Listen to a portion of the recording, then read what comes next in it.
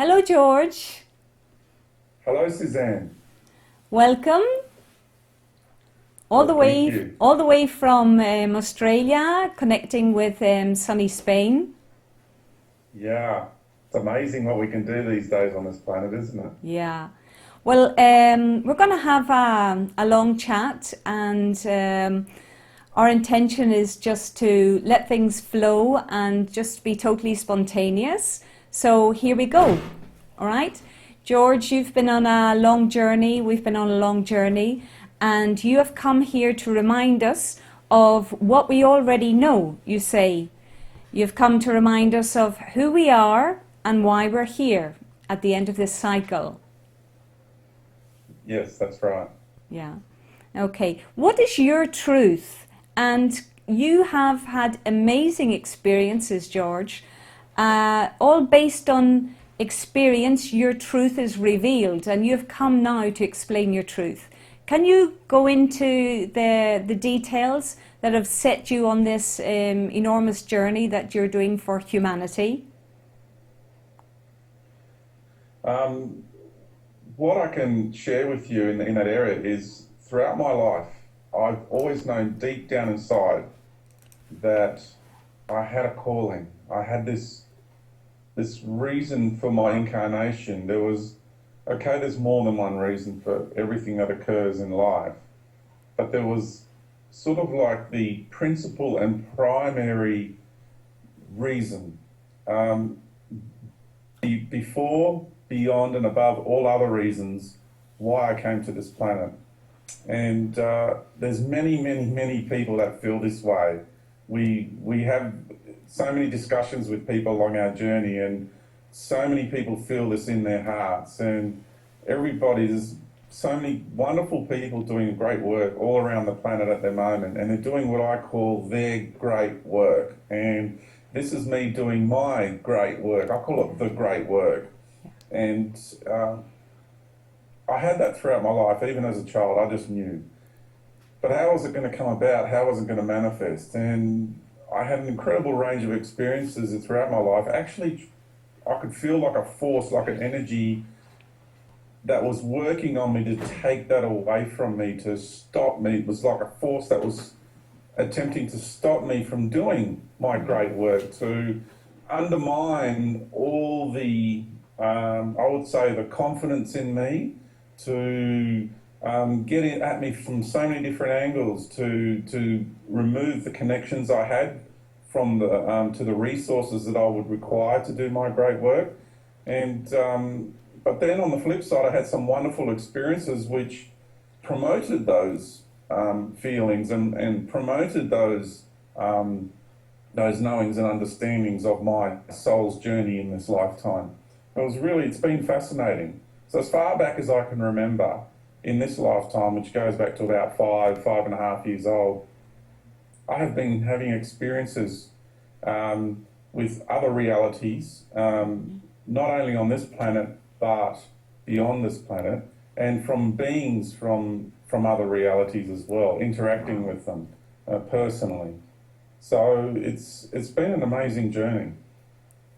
Yeah, you say that from the age of 5 or 6, you had your first experience of being contacted by extraterrestrial beings. Would you like to tell us a little about that so people can know what we're really talking about? You know, get down to the nitty gritty. Yeah. Well, you see, that's as far back as I can remember, Yeah. but I have a knowing inside of me that things happened prior to that as well. But I don't have the recall or the Yeah. memories of those situations and experiences. So on this one particular night that I do remember was having these beings come and take me, and they weren't a friendly vibration. So I would call it more of a negative experience rather than a positive one.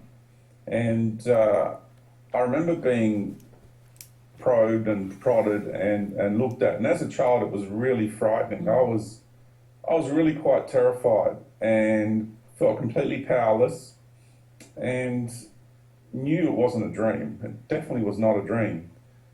And when I was returned to my home, because I'd rather not go into the detail of what transpired, if that's okay. Sure. But when I was returned home, because some of it's unpleasant, and I don't think I need to go over that ground continuously. Sure. So it was, when I was returned home, I remember just lying in bed, wondering what just happened as a child. I was frozen with not only the energetic patterns that they use to cripple you, to immobilize you, but also with fear. My fear, I was just frozen with fear. And there was no blankets or anything on the bed whatsoever.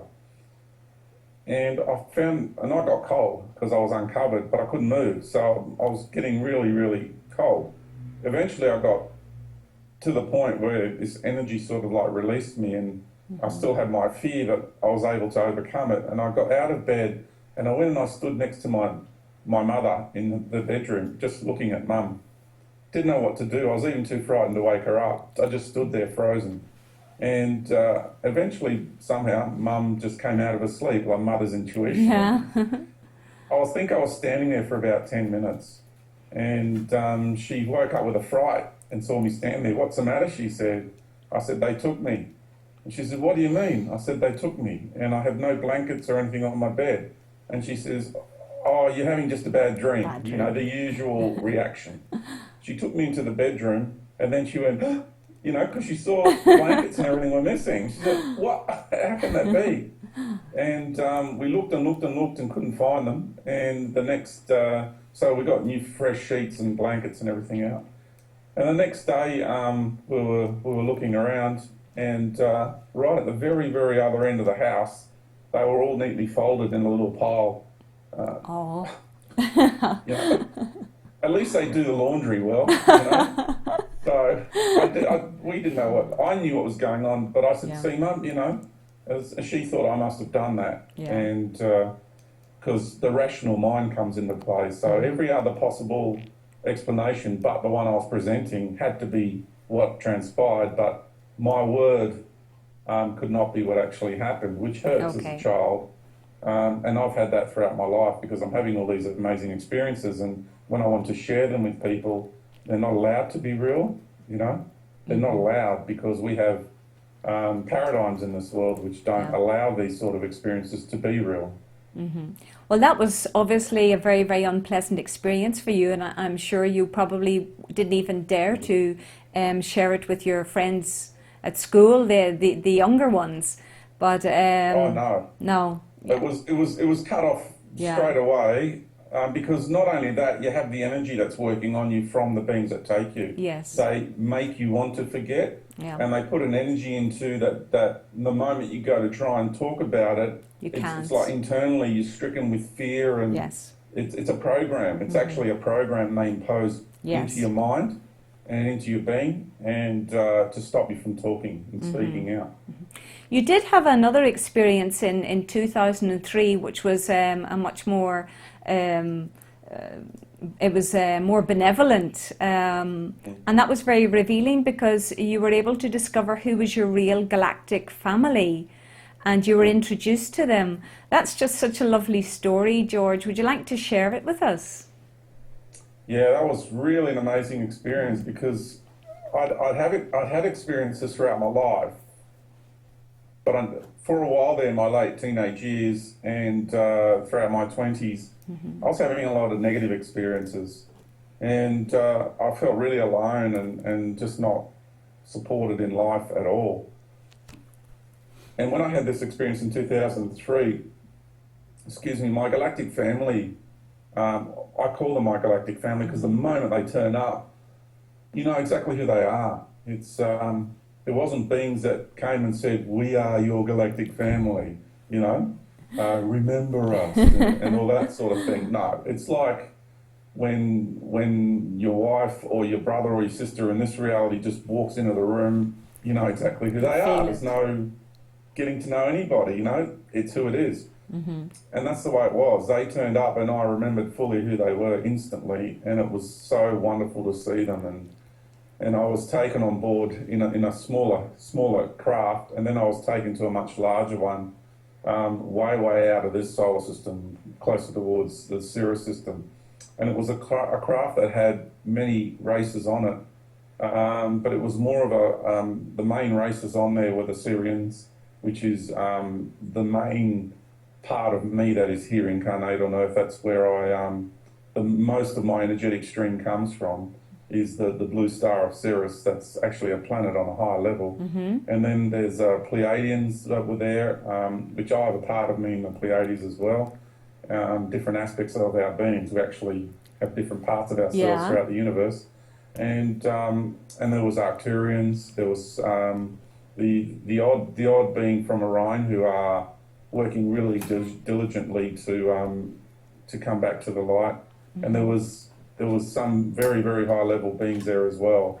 And we were together like I would say like a family gathering. It was a very, very, it was not only a family gathering, but there was an event that was about to happen. And I was placed in a chair. It was like shaped like a dentist chair or something like that, but it wasn't cold and sterile. It was very plush and everything was very warm and friendly. And there was no technology being used. I was just laid there and they was just preparing for me to take this journey. And I came to realise that in my life I was always going to take this journey at this point in time. So they knew when it was the time to pick me up. It was that time, because we have pre-organised before we incarnate events in our lives. And I took this journey. I left my body because what they needed to do was maintain my body, because you can astral travel and you can travel on etheric levels. But this particular journey, I was taking all of me out of the body. So they needed to maintain the life force in my body. And because my whole consciousness came out, all the I am, everything came out. And I took this journey up through the dimensions of the universe. It was an amazing, amazing experience. And I got to rediscover and re-remember what life's all about. So, who are we then? Who are you? Why are we here as human beings on this planet at this moment? You know, your experience is amazing. So you've got a very, very important message for humanity here. So how would you define that? Who are we? What's this all about? Yeah, there's a lot of big questions there, Suzanne. It's just, I'm just imagining, you know, like, okay, let's take off on a spaceship and let's go out there beyond the universe into the omniverse, and let's just experience ourselves in this. Like, we're led to believe that we're little Mr. Jones and Mrs. Smith living a reality here, you know, in this paradigm, and we're nothing. We're just little Miss Nothing, you know.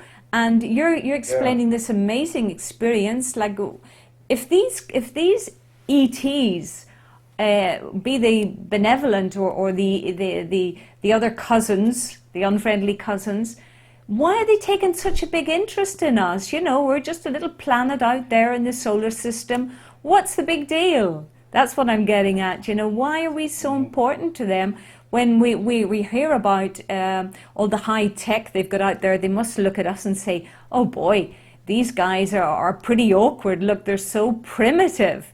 But at the same time, there's this aspect of us that is absolutely divine, amazing, that baffles them. So they come and study us, and they take us away and they experiment, and they do all those kind of things on you. So what's the big deal? Well, what are we at? What are we about? You know, who are we? Why are we here?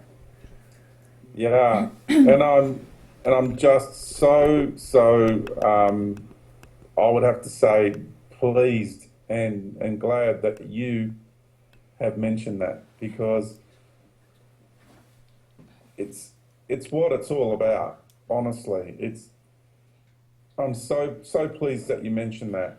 I'm repeating because we just had an issue with the camera there, so this will be edited out, obviously. But I'm about to get into the answer. All right.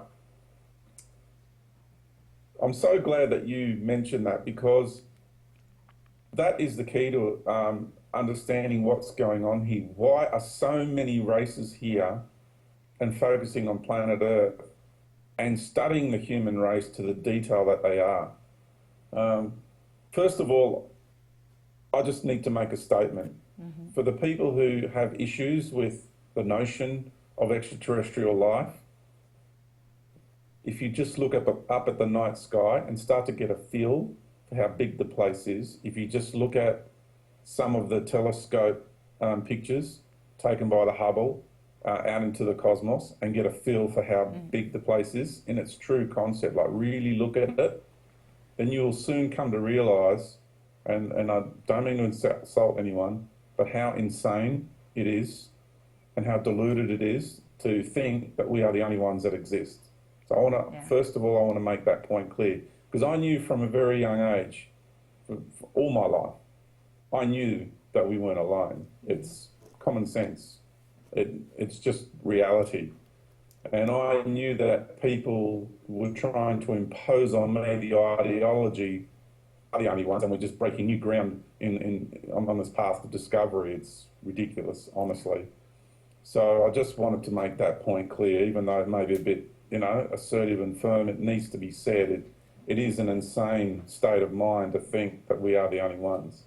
So the concept of why they are so interested in us has to do with we are very important in the grand scheme of things. When I took that journey, I came to remember what Earth is all about.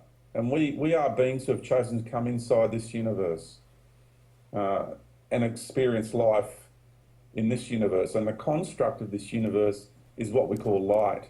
The other universes out there are of a different construct, and I cannot explain them from all the way down in here inside this universe. I cannot grasp those other concepts. I can only share with you as best I can what I experienced and what I saw. So I got to see life beyond this universe.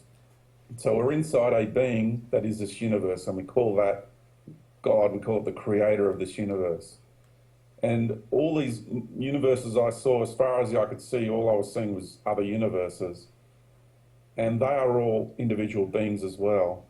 And I came to remember that we, as all these other universes, have come inside this one. And this is what we do. We go inside one another to experience life in all these different forms and facets. It's amazing, the way life is structured. And so we've all come inside this universe to learn how to become a being of light. That's amazing. And we've taken this incredible journey over such a long period of time down through all these dimensions of the universe. And now that massive journey is beginning to come to an end. And that's what they are so fascinated in us. That's why, because of who we are and this massive journey we have taken. Because these other beings have forgotten that. They've forgotten the journey that they have taken and have gotten caught up down here in the lower paradigms of this universe, down in the bowels of, the depths of this universe. And because that's the nature of this universe, it's designed to create that separation. It's a very challenging universe in that respect. What is the actual construct of the universe? Like you're saying that the universe is a being. And we are beings experiencing other beings as universes. We are experiencing ourselves as creators in this universe. Now, why are human beings not aware of their power of creation? Why have they forgotten? Now, this is all, as you explained, the construct of the universe, coming in at the ninth dimension and moving down into density, lower and lower density. Why would we do something as crazy as that? To disconnect ourselves from our essence, or our godly essence, and that really, really higher level of ourselves? We must be crazy. The gods must be crazy. What a great title. We all must be crazy. The point of this universe is a waveform universe. So, you have your horizontal line, your X and Y axis, and you have frequency. You have a waveform. It's a waveform universe. And that's what creates light. A high vibration of frequency is what light is. And our atoms spin at a certain speed which vibrate the molecules. And and that determines the rate of the vibration, or the frequency determines the density of matter. So we have all these different levels of reality, and each time we go down a frequency, we go down a level, and the matter gets more dense, and we get more separated from the true essence of who we are. We don't actually get separated, really. We use that term, but what happens is another layer of reality gets put over the top. We go into another layer of reality. And so our true essence gets deeper and deeper and deeper within. We've got all these layers up on layer of all these other realities. Each time we delve into and experience a reality, that's what really happens. So we chose that, and it provides a challenge. That's what it's all about. It's that challenge. It's that let's go next step further and really experience it. And it's a bit of a wild ride, because all these other universes don't have this type of construct. And prior to us coming inside this universe, when this being expressed itself, everybody went, wow, that's really cool. I like that. And let's go in and have a bit of that. And that's what we've done. And we've chosen to come inside here and have this experience. And each time we go down through these levels of we get deeper into it. And if we want to learn how to be a being of light, as this creator, as what we call God, and you already are to a certain degree, then we need to experience all facets of life. We need to have all the wisdom, because of the nature of this universe. If you don't, you can end up getting into a bit of trouble, you know, and because of the very nature of what we call duality, of its two opposing forces of states of being.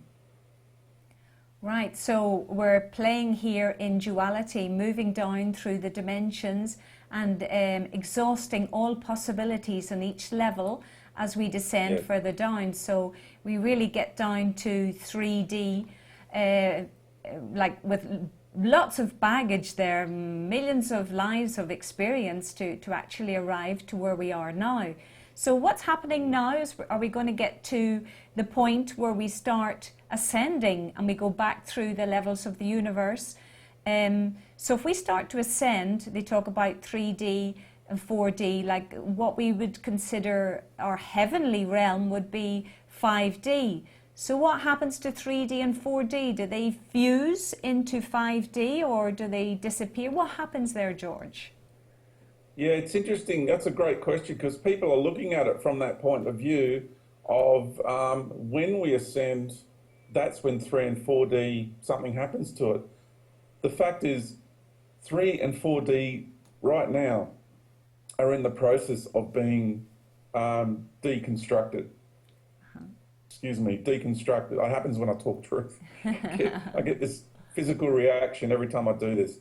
We are right in the process now of the third dimension, what we call 3D, the third dimension, and the fourth dimension, two states of being, are actually in the process of deconstructing now.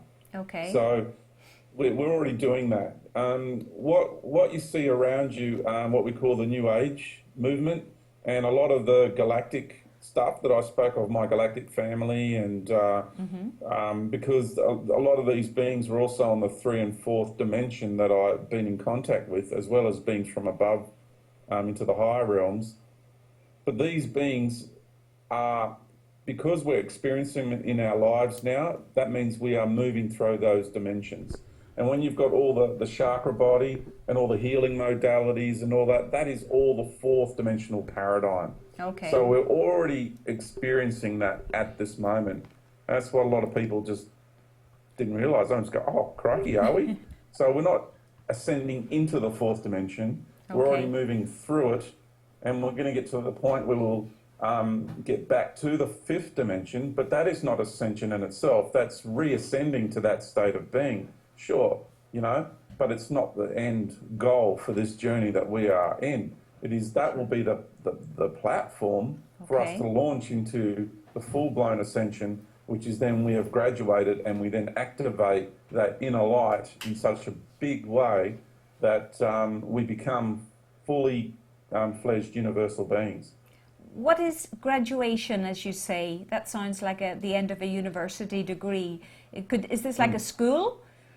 Are we on a planet which is like a school? Yeah, from one perspective it is, because it is the reality. This planet was set up to create an environment to test everybody right to the nth degree, the ones who are going to make it through. Now, those of us who are going to make it through, we know we're going through, and this journey is not for everybody. There's many people here who are giving it a go and won't make it through, and they'll make it through on another planetary system in another life cycle. So it's for those of us who are going through. We know this is why we're here, and we're going to make it through. So I just want to make that point clear. We're not forcing anybody to believe this or to, you know, to do strange rituals, or, you know, this is all about making people aware of who we all are, where we come from and where we're headed. So I just want to make that point clear. Okay. What is the source of our self, what you would call soul? Because we're living here in 3D with this ego personality, and can we control the ego personality? Or is that beyond our control because of what else is happening out there beyond our knowledge? Now, we have this soul essence, this marvelous source thing, but we're not really connected to it. So what's going on there, George? Yeah, well, we are connected to it. It's because, you know, everything's connected, as you know. Mentally. I understand the point. Yeah. The mental point of view you're giving there. It's got to do with that true core essence of us. When a part of us came inside this universe and first connected with it on the highest levels, we were planted with a seed. We were merged with the core essence of this universe. We merged and became one with that. Right. And I like to call it a seed, because it really is that the way it's function. The function is, it truly is like a seed, and that is about to sprout. So when we activate that inner light, that's what we're doing. We're opening that seed and becoming universal beings. Okay. So the whole journey down, we've really been, you know, nurturing that seed and taking care of it all the way down. And now that we're coming back out, and so we have this inner essence of us, which I like to call it the soul. A lot of people refer to it as soul. Some people look at the soul as something that's much lower on a vibratory level. I don't. I look at it as something that's much higher. I would use probably another label for lower aspects of the self, you know, rather than using the word soul. For me, soul is more sacred than that. Yeah. So people have different terminologies, okay? So I want to make that, I just want to clarify that, because I view the soul as something more sacred, and people view the soul as something that's much lower. Okay. So for me, the soul is more my core essence. And there's another term for what we call the I am presence, which is the deepest center of our aspects here in this universe. Okay. And that's the part of us that really, this life, has composed this life, orchestrated this life, and is also the conductor of this life. Now, there's the personality that we experience here in this lifetime, what a lot of people call the lower ego. It's the earthly incarnational personality. This time around it's called George. For you it's Suzanne. We have our vibrational labels that we use for our earthly personalities. This part of us likes to think it's in control. It likes to think that it knows what's going on and is in control of everything. Well, the reality is it's not. And this is when the question of free will comes into play, because people like to have free will. They like to be able to choose. And to a certain degree, you kind of can. But in reality, when you get to the much higher levels of the universe, you realise that from way up there, everything was already organised and designed. So it doesn't matter how you like to perceive the world and reality or life from down here, you're not really in control.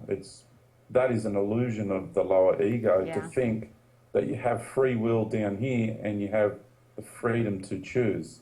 So if you come from that paradigm, and you say, no, I have free will, I have the freedom to choose, then you're not quite getting the bigger picture.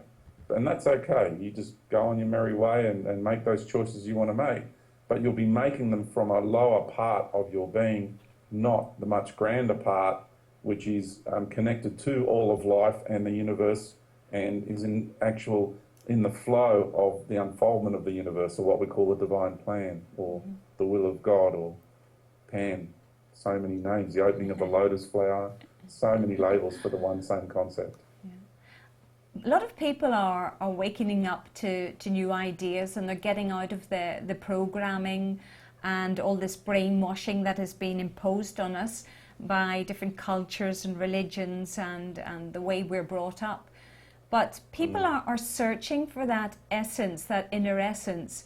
The average person is starting to get curious about traveling through dimensions, visiting other galaxies, having these experiences, third eye, like fourth D kind of experiences.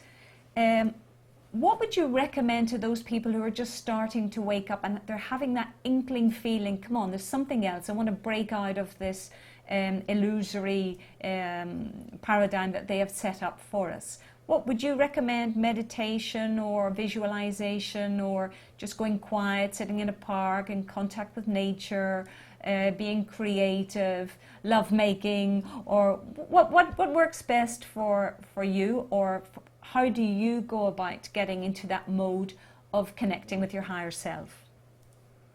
Well, we're all on individual journeys, and so we kind of like need different experiences to make it happen for each and every one of us. Having taken the journey through meditation groups and healing modalities myself, I came to realise that they were all stepping stones. Yeah. None of them were the be-all and end-all, and that's the trap people fall into. They come across a healing modality and they say, that's it, that's the be-all and end-all. And they really go for it, and they stay in that paradigm, and they get entrapped, really, and find it very difficult to shift from that. And that's the trap so many healers around the planet have fallen into. It really comes down to, it's so simple, just be. Whether that means you just work your 9-to-5 job from now to the end, it's up to you. For me, what I find the best way that works for me, and I see it in other people too. Like they've taken the same journey through all these meditation groups and healing modalities and what have you, and philosophies and religious paradigms, is to quietly just be yourself, sit in the park, try and connect with nature, be one with nature, just appreciate it, and understand you're a part of it and it's a part of you. And start contemplating life in a very simple way, and just think about the planet. Think about how you're on this planet, you're breathing its air, so you're surviving this very instant because of that air, because this planet has that air, and I would say is providing that air for you to breathe. The water that you drink is also keeping you alive, and it is also being provided by this planet, and this planet is a being. And the food that you eat, the same. And the very fact that you exist here, you actually exist here right now, is because a being decided to manifest herself as this planet. And without that, you would not be here. So these are the basic concepts to contemplate first. This is the foundational building block of your existence here.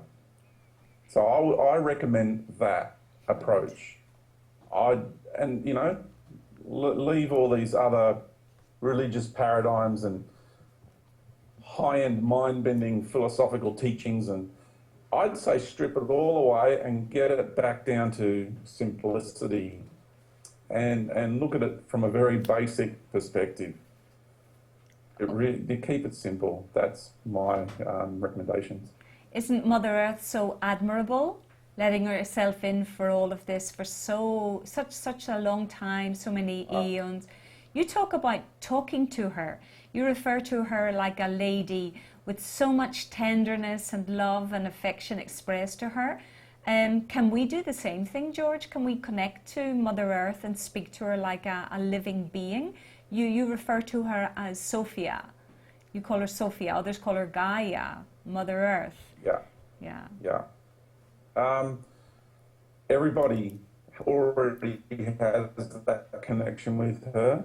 It's about rekindling that connection. It's about reawakening that connection. Because you're most inside of her, you are in her atmosphere, you are consuming her all the time.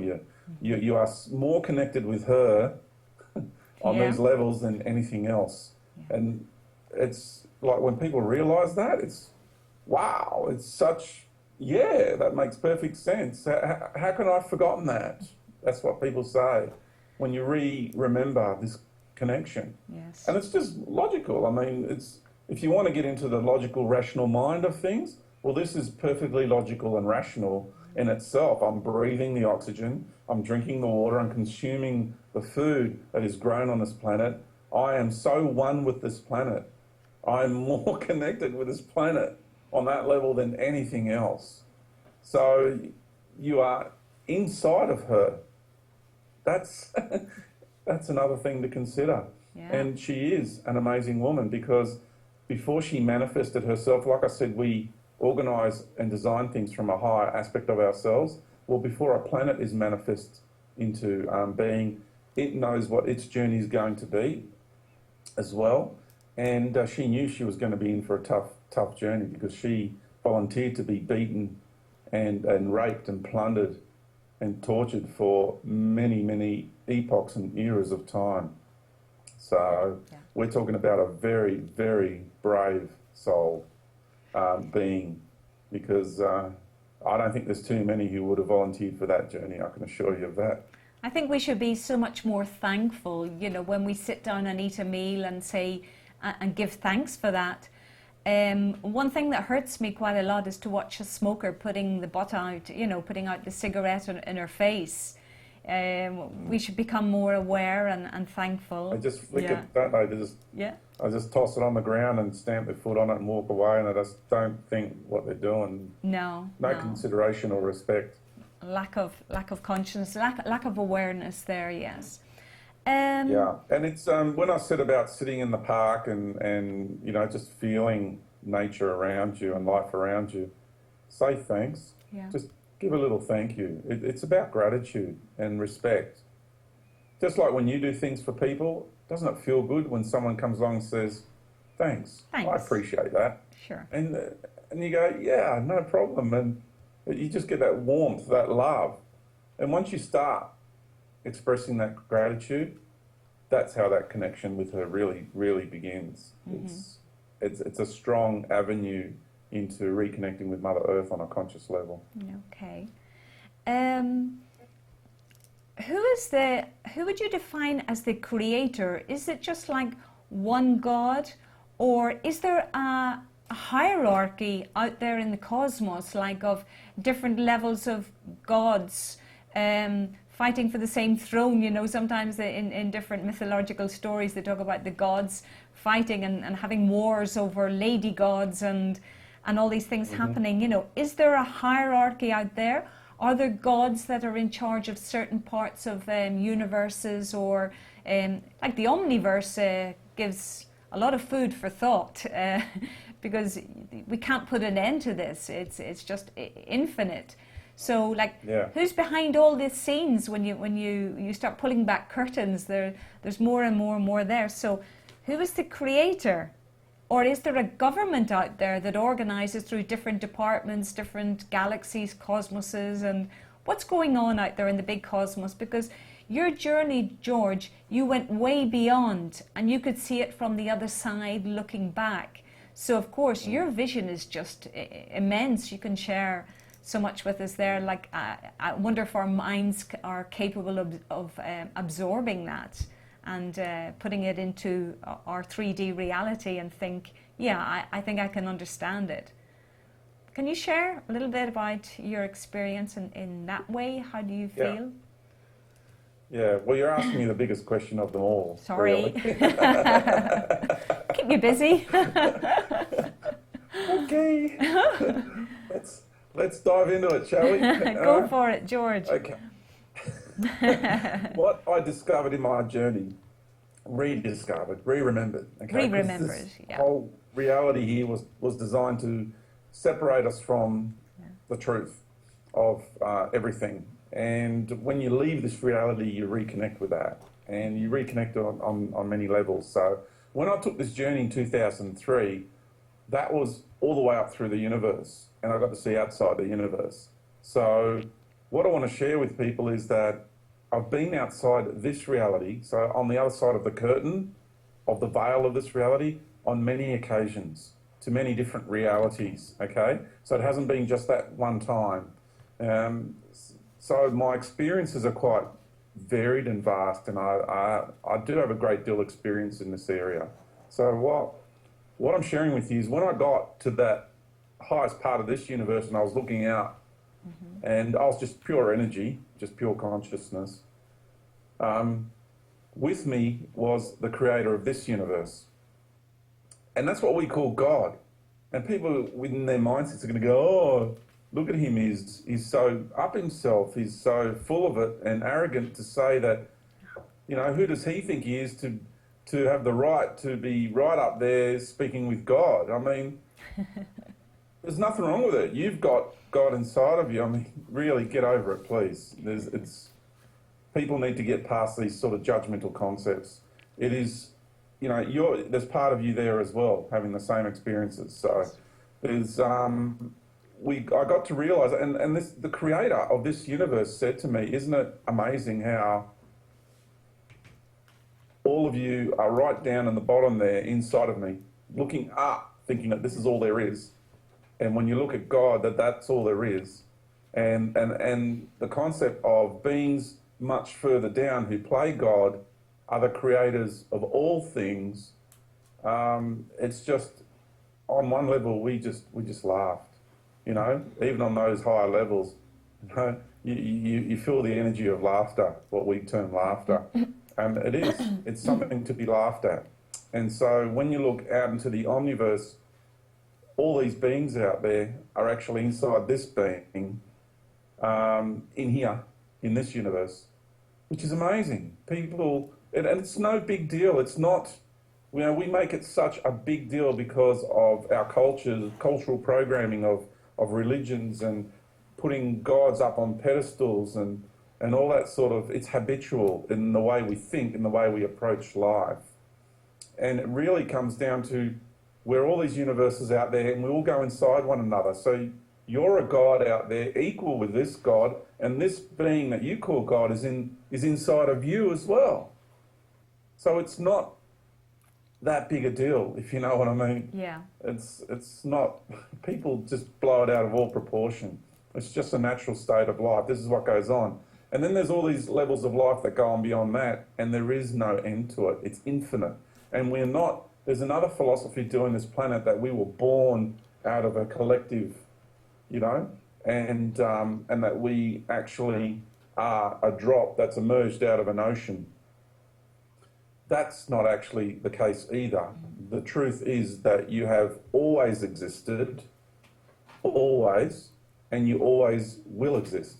Yes, you are one with life, okay? If you want to be one with the ocean of life, you are, energetically speaking, but you have your own individual identity, okay? Okay. If you don't have that identity, you would cease to exist. So that's another concept. Yeah. There's so many clever mind-bending philosophies on this planet. And another thing I just want people, you always have been and you always will be. So there's no end to you. There's no beginning, there's no end. Beginning and ends, life cycles, are only concepts of smaller paradigms like this universe, okay? And within those sort of paradigms. So I want to explain that to people too. And is there a creator out there that created everything? It's just a pure energy. It's just an energy. Whatever label you want to give that, is that energy intelligent? can't tell, even from out there. It's just energy. Yeah. What do you want to call it? Is the energy of this universe intelligent? Of course it is. It's a living being. Out there, there's other levels of living beings. We're all inside something, and there's a part of something else, which is a part of something else. That is infinite. But behind all of that is just an energy, which cannot be, even to use the word energy, you can't even grasp it. Yeah. You can't be talked about. It can't be verbalized. It can't be. It's just an isness that Yeah. always has been and always will be. Always will be, yes. That's all. That's as close as we can get to verbalizing. Yeah. And the notion that there is a God that is the creator of all things, that is not true. That when you get to these higher paradigms, you will realise that that is not true. And if people say, "How dare you?" and you know, what about God? Well, you know, once you get on the other side and you take the journey, you come to realise these things. And there's so many beings that are all the way down here, all the way down in the lower depths of this universe, that are playing God to the human race. It's ridiculous. And they're the ones that feed off the worship. Yeah, this leads us on to the Galactic Federation of Light and the New Age movement. These people are are playing out their own game, their own way of. They're feeding off people's desire for finding something else out there. Their desire to find their essence. It's funny how. They must be very, very intelligent at the same time, because I know that you're aware of how they are observing us, how they are tapping into all our possible fears or insecurities, and they can manipulate us that way. He who is religious, they're going to sell them a religious story. He who is into angels and archangels, you know, they're going to build up a whole reality around there. And they've got us all sussed out, as we would say, and it's like the manipulation in our own society, like David Icke explained to us when he was here on his visit just very shortly, lately, the whole manipulation and the corruption in the system. So these guys are doing the same, but on other levels. And oh yeah, yeah. Sorry to interrupt, but it's a really good time to do this, to interject. As David Icke, what a great man. Have a lot of respect for that man. What courage. Yeah, really. I bowed to that man. Fantastic. Honestly, problem, reaction, solution.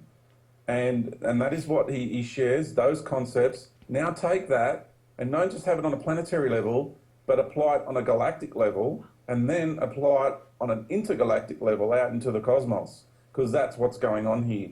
And because we're at the end of this really long journey and we're about to graduate, you know, for want of a better term, okay? Yes. I'm using the label graduation, but Sure. it really, if someone can find a better term, I'll happily use that.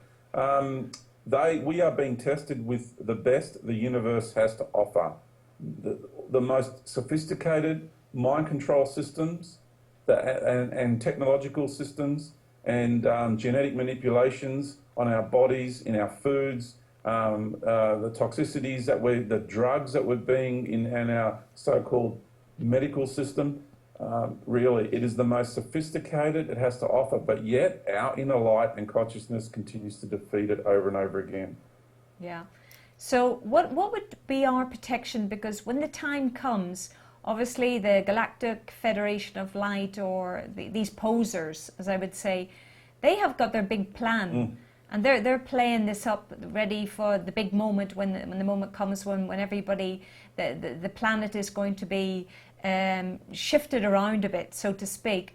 And we're going to have the human race like in a state of panic. What's going to happen at that moment, George? Yeah, what's happening is that it's got to do with Mother Earth as well. Yeah. You know, she has her life cycle. And what I discovered in our journey is that we're on this journey with her. I know I am. And I know many people, such as yourself and others, feel that they are on this journey with Mother Earth. I mean, we came to incarnate to be with her. Yes. And to see it through with her. And so the plan is to remove people from the planet, to take them away from that what I like to call the organic path, you know, the natural path. They're trying to put mind ideals and concepts into people's minds to get them to think out there, away from in here and here on the earth, and to view that they must leave. We want to get out of here. So they're creating an environment here on earth that is so undesirable that all you want to do is get off. You want out. I've had enough. And that's what they're creating. And so very, very soon, they want to take it to a whole new level. And also with Mother Earth going through her changes, it will seem like, I've got to get out of here. That's what people are going to be focusing. Because they're going to, the primordial sort of instinct will kick in a gear of survival, because that's what they're doing. They're keeping everybody down in that survival mode. And so they will just want to survive. And any hand that reaches out and says, let me help you, oh, yes, please, they'll just grab onto that hand and go off to wherever that hand takes them. And so there'll be many avenues offered to the human race, because there's many mindsets that exist on the planet at the moment, and they have a recipe for all the mindsets. And to get beyond that, you need to go deeper into yourself and have that true organic connection, that natural connection, and connect to the higher understanding of life and who, for example, what is Christ, you know, what is Buddha energy, what is Krishna energy in its true sense. And I mean, even in the Krishna teachings, Krishna says, I am the pathway, the doorway and the light. Is that any different to the Christ teachings of I am the pathway, the doorway and the light? Yeah. And only through me will you be saved. And but there are threads of the true Christ teachings that they've made it down through the ages, because everything has been manipulated. And Jesus did say that all these things I do, you can do, and you shall do even better. Hinting that we have that God aspect within us, not even hinting, just coming out and saying it blatantly, obviously, and that we have the kingdom of heaven is within. Yes. So threads of the true message have made it down through the ages, and these are the important ones as far as I'm concerned, and many other people are concerned. So it's as far as I'm concerned, the personality and characters of these religions that are being presented to humanity are not the true personalities and characters of the beings who originally came down to spread great wisdom with the human family, and that these beings are presenting themselves to humanity in a way that they will, because it's been, I would say, imposed into the psyche. Yeah. I mean, we've been marinating in this, our DNA has been marinating in this dogma for centuries, for millennia. So it's so entrenched in our system. So for many people, once you think outside of that paradigm, you physically feel uncomfortable. And it's very, very clever program that are imposed on humanity. George, like, you really know what you're talking about, because you've been there and you've been on the inside as well. The inside of the manipulation, because you had your own experience where you discovered that you had in fact been manipulated by them, and you have so humbly, openly expressed that, because it's necessary to realize that it can happen to anybody. But the experience that you receive from that, and you're able to share with everybody, gives us an opening, an insight into our own level of awareness and what we need to be ready for. It's just amazing that you're still alive after all that you've been through, George. You're still here. You know, we can still have this conversation, which is a miracle. So your guiding light there has been your own light from within. And what they're teaching out there is to search for the light outside of us. They're distracting us with this new age stuff and saying, look out here and let's flood all this light of energy through our chakra system, rather than saying, let's go inside in silence and bring the light from inside outwards. And they're distracting us from our true pathway, the way we should be going. So what would you recommend people to do so that they won't fall victims of that kind of manipulation if the time arose for something similar to happen. Okay.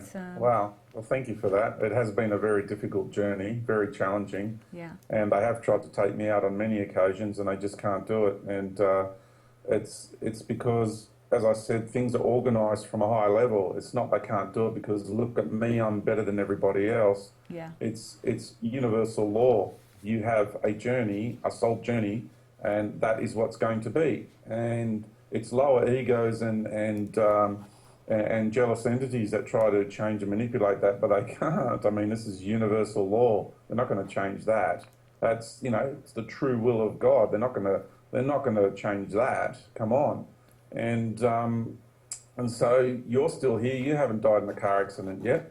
Everybody listening to this is still here. They haven't died in a car accident yet, and I haven't. And so really, why are we still here? Why have other people passed away and we're still here? Because it's our journey to be here, and we've got more experiences to be had and more interactions to have with people in the world. So we're all playing a role in this great movie, which is what I like to call it on one level. Very important one. I'm not want to devalue what we're doing here by saying that, but it just helps people to understand that there's, you know, a movie has, a script has been written, you know, and the future's actually already happened because we're in linear time. So what I share with people is, I'll give you an example. You know, I've got friends who have gotten into this oneness blessing thing that's come out of India, and it's called the Oneness University.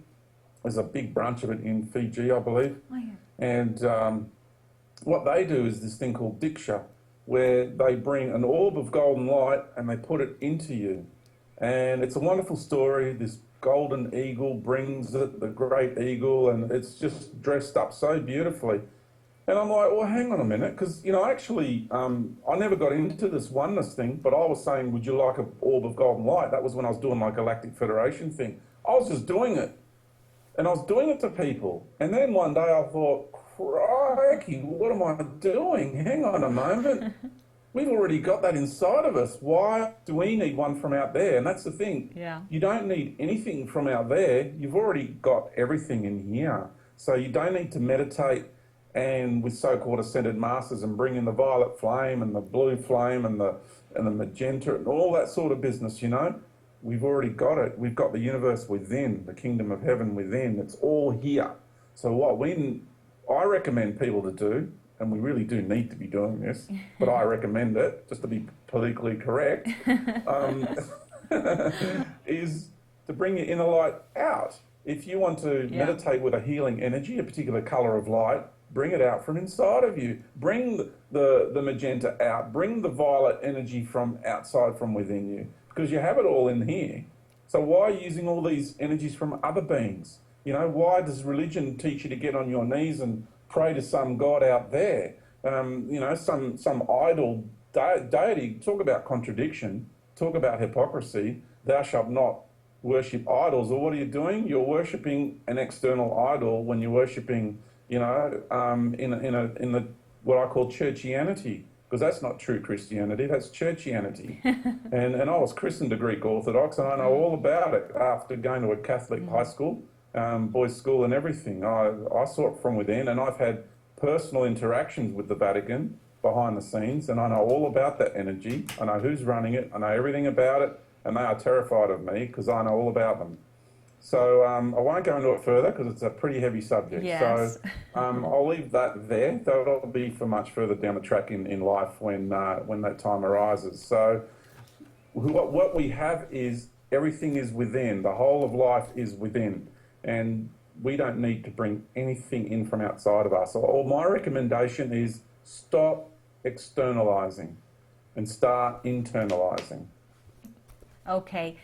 We're going to ask you just a last set of questions that people will come up with, I suppose, again and again. I'm sure you get so many emails with all kinds of different questions. So I've just got a little list here I'll go through very quickly.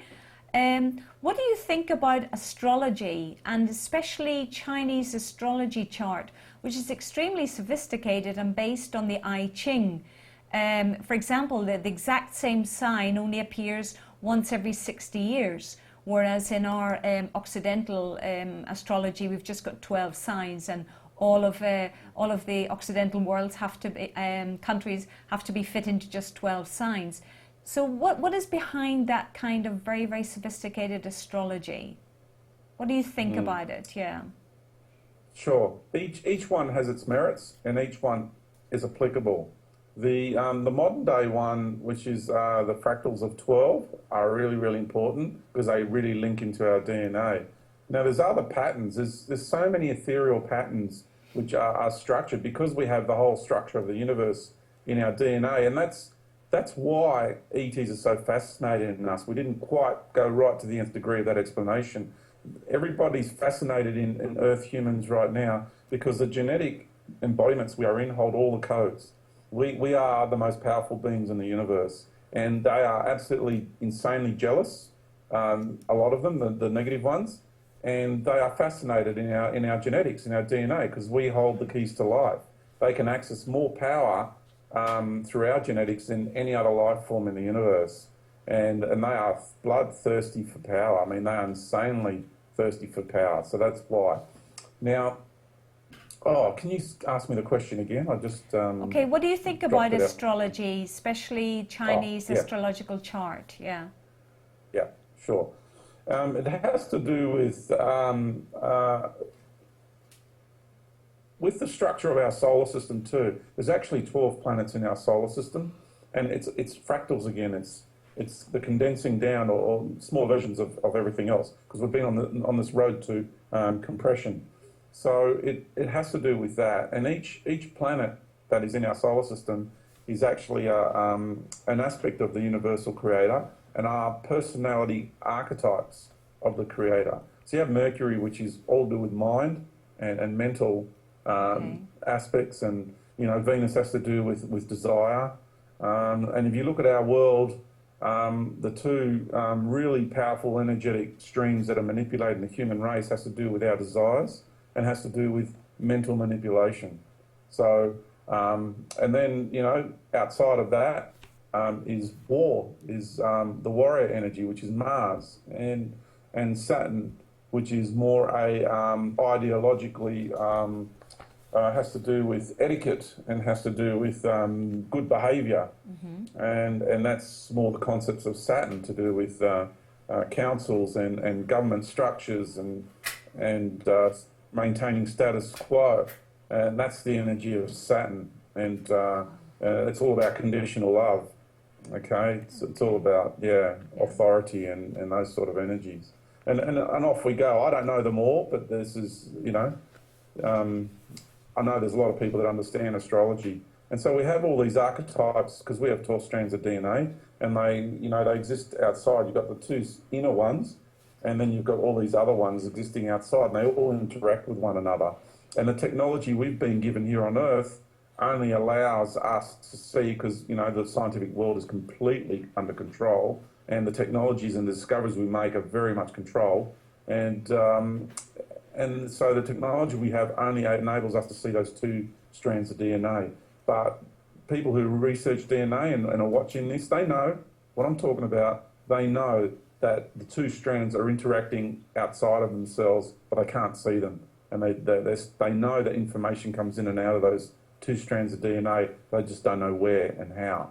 Wow. But it is to other strands outside of that. Amazing, amazing. Is our solar system the only one that experiences third density? Oh, good questions. No, but this version of third density, yeah, and Mother Earth, oh yeah, this version of 3D, really full on. The most dense, the most compressed reality in the universe is Earth reality. Okay. And was in the Dark Ages. That was the bottom. That's when it bottomed out. That's why it was called the Dark Ages.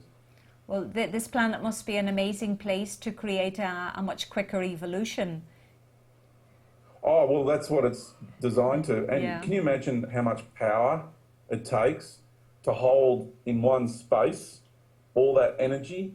So you take all energy from out there in the universe and you compress it all into one tight little spot. Yeah. And we're all interacting, bouncing around in there.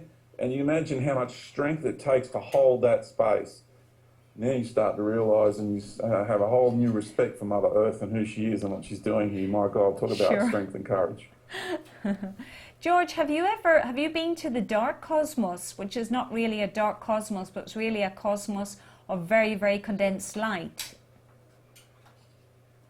The dark cosmos. Right, because I haven't heard that term before. I know that our cosmos here, it's the light cosmos. Yeah. what is called the vacuum, is the darkness. What scientists call dark matter is really a feminine aspect of the universal creator. The vacuum, like in this galaxy, is another aspect of the creator, female aspect of it. There's also male galaxies. But it's just the intention behind the galaxy, and this one is the galactic womb, and that's why we call it the Milky Way, because it's the nurturing of the mother's milk. And and that makes sense. I mean, Yes, of course. it's just common sense. And so the vacuum of space is actually the female energy that holds the space and receives the male energy, which is the light energy that expresses itself. So even though you have a female star and it's expressing itself, the foundational structure behind this might be getting a bit too full on for people, but there's actually a male expression behind all of that as well. And the vacuum of space is the big female energy that holds everything, holds the space. Okay. So it's getting into deeper levels of the construct of life, that's all. George. It's the fire. It's fire and water, you know? Yes. The male is the fire, the active, the doing, that sort of energy, and the female is the water, the passive sort of, holding the space energy. George, do animals ascend with us? Animals? Yeah, good question. Yeah. Yes, there will be animals that ascend because there's an ecosystem in the higher realms and every level, and the whole of the natural kingdom is in the process of sorting out who's going through and who's not, just the same as we are. Important to understand that. Yeah. Do you agree with the fact that the dolphins and the whales will be the first to ascend? No, not necessarily. Okay. No, there's no one species goes before another. No, that's Okay. because there's whales who are not nice people. Okay. And there's dolphins who are not nice people. Oh, really? Yeah, absolutely. So please, there's dolphin races on a galactic level that are in the dark agenda. Wow. Yeah.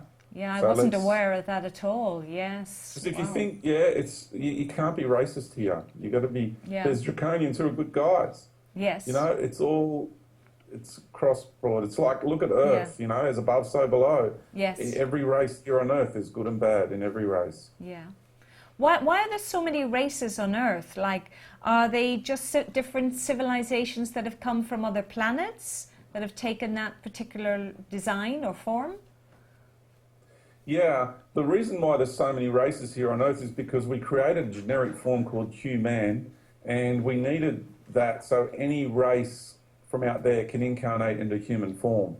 And so what we have, because there's so many different races out there, you've got your sort of groupings, okay? Yes. So you've got like mammalian races, and you've got your serpent races and your fish races, or water aquatic beings and what have you. So it's sort of like generalised groupings. There's a lot of overlapping that occurs, but there's generalised groupings. And so the races here on Earth, the genetics that are being produced have been done so to better accommodate the different kind of races out there. So you could say, generally speaking, that certain races are more aligned with races out there in their genetic patterns. But there's a lot of overlapping. So please, it's not, this race is only that and this race is only that. That's not the case. Okay. George, can animals have been humans in past lives? Because sometimes you look at a cat or a dog and they just have a total human expression. Yeah, totally. There are a lot of animals that we have as pets who are not just straight from the animal kingdom, are not just elementals.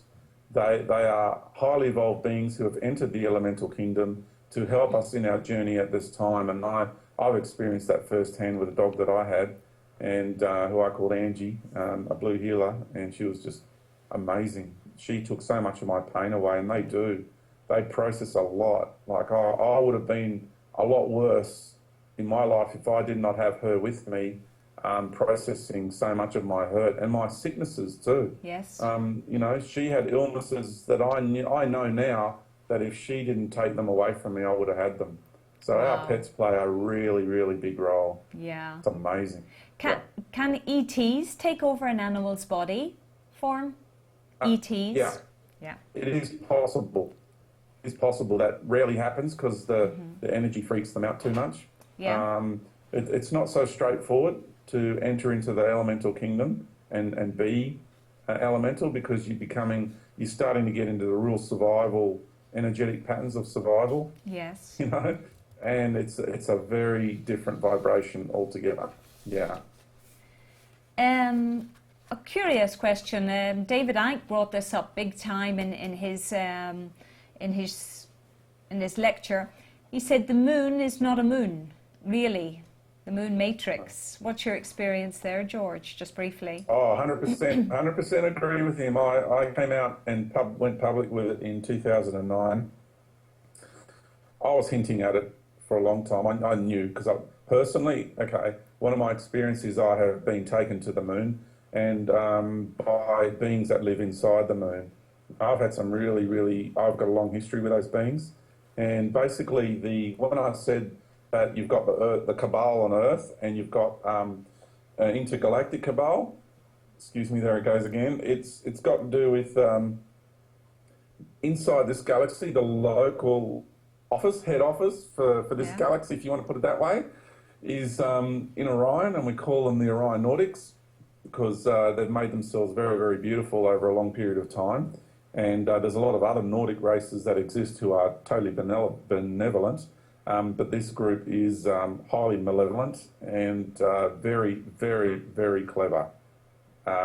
They present themselves as angelic beings to many planetary races out there, and that's what we are experiencing and will be experiencing in the public arena in a big way very soon. So, and then from there it comes to Mars, and then from Mars it goes to the moon. And the moon is the device that was put around the Earth to help enslave, to create the environment and enslave humanity. So the moon is an artificial satellite. It was once a Pleiadian craft, and you know, it's amazing because I've received emails of late of people who remember being on the moon, remember the ecosystem, remember that it was used to seed life. And when they heard, you know, there's not that many that have discovered my work yet. You know, you're going to understand that. There might be a few 100,000, but there's a lot more that haven't come across my work. So every day new people are discovering it and are saying, wow, you know, here I am knowing this all my life, and you've come out and said it. It's like, thank you very much. So, that it was once a planetoid, and it was really a beacon of light in the universe, because it was used to seed life on planetary systems, and it was used to seed life on this system. And that's why people have such a love for the moon from that ancient memory. And it was mostly a Pleiadian craft, while there was other races that are a part of that project in seeding life. It was mostly of Pleiadian origin. And hence you've got the being that actually used to fly that craft was known as Diana, what we call Diana, the moon goddess, and she has other names as well in other cultures. But she's got a long story as well, because she used that craft to come here and defend the Earth because of her love for this Earth, and was advised not to, and ended up losing it in the battle. And then the Draconian races took it and trashed it, and it's now what we see it in the skies being used to, because of the energetic patterns, it seeded life, so it was the best tool they could use to control life here because of our link to it. It's so deep. Yeah. Okay.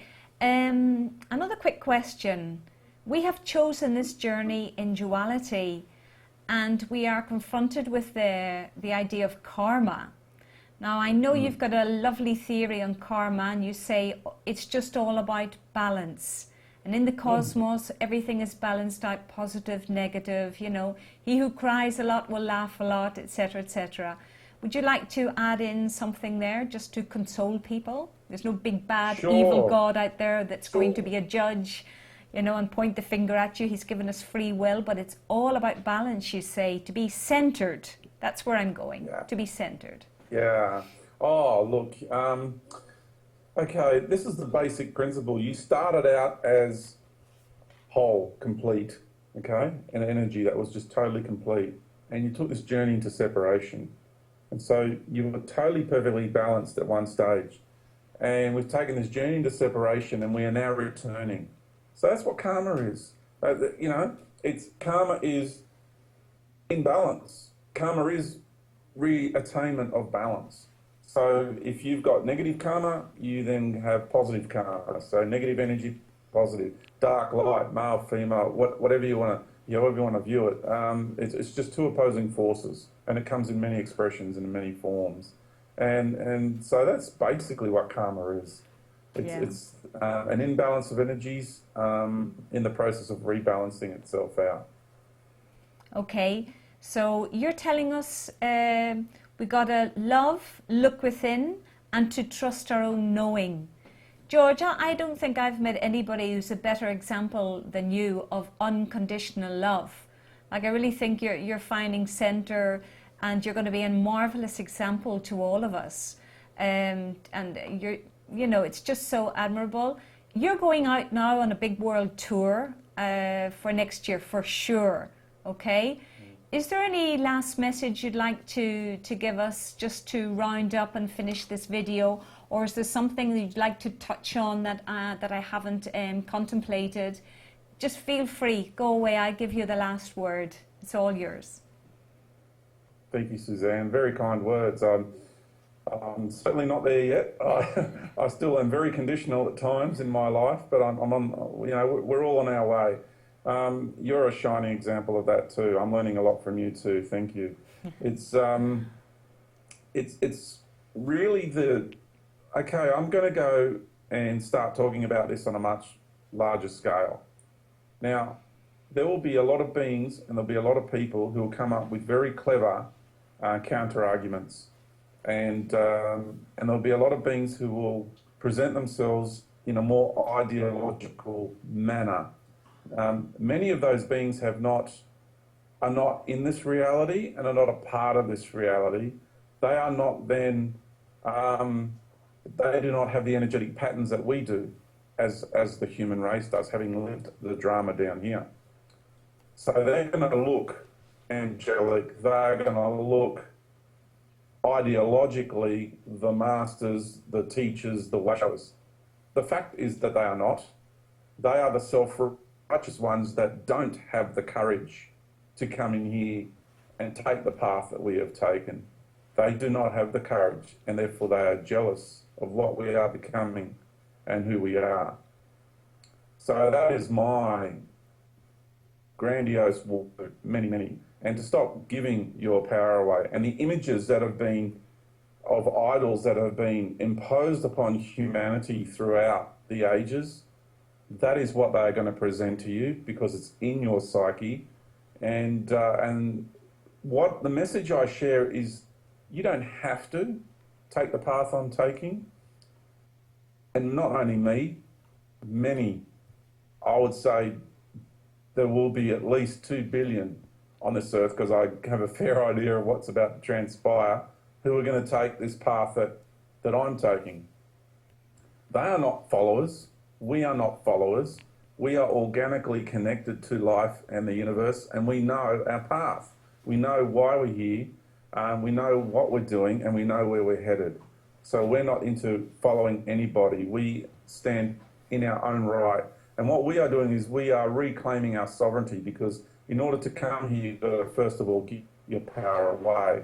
And so what I've done is I'm reclaiming my sovereignty, and I'm making a stand. I'm making a stand for my sovereignty and my spirit, because I know the truth. And I'm also making a stand for humanity, and I'm also making a stand for Mother Earth and for life itself. And everybody has this within them, so that's the easy side to my job. I'm not sharing anything new. I'm not preaching. I'm just saying, hey guys, remember this. Yes. And so many people are just off and running. I'm getting communications from people everywhere. They are just off and running. They found peace again.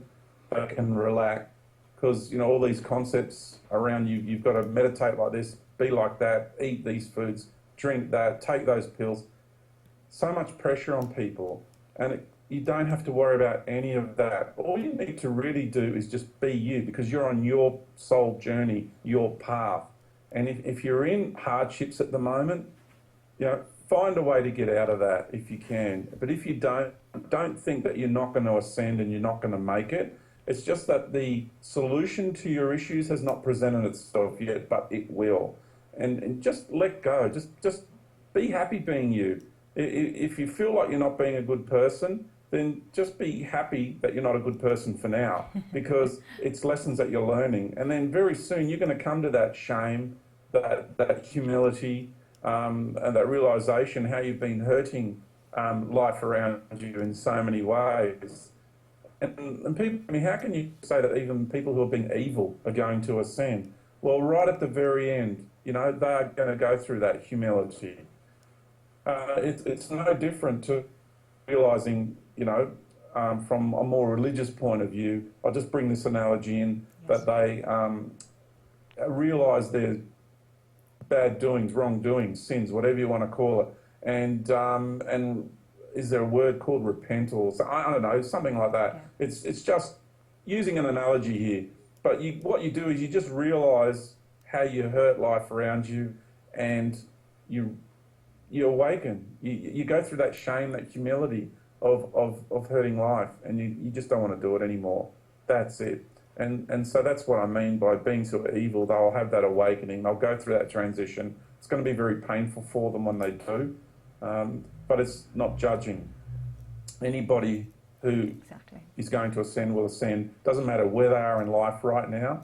Anybody has that opportunity, and you don't have to be caught up in a religious group or meditate in a cave for 3 years or anything like that. Just be you, and you will make it through.